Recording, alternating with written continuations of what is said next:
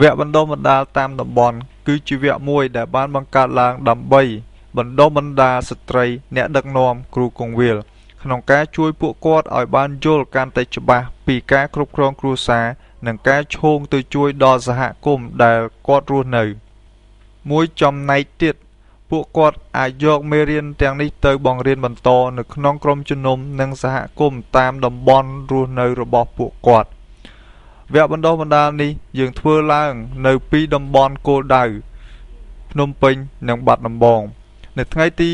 26ដល់29ខែមេសាឆ្នាំ2010ធ្វើនៅបាត់ដំបងចំនួនទី1វគ្គទី2ដោយមានអ្នកចូលរួមសរុប28នាក់ប្រុស9ស្រី19ដែលមកពីអង្គការ9នាក់មកពីពួកជំនុំ19នាក់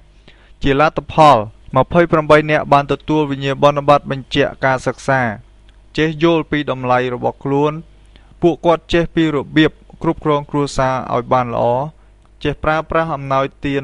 ដឹកនាំក្រុមជំនុំឲ្យរីកចម្រើនពួកគាត់ចេះរួមចំណែកក្នុងការអភិវឌ្ឍសង្គមជាតិ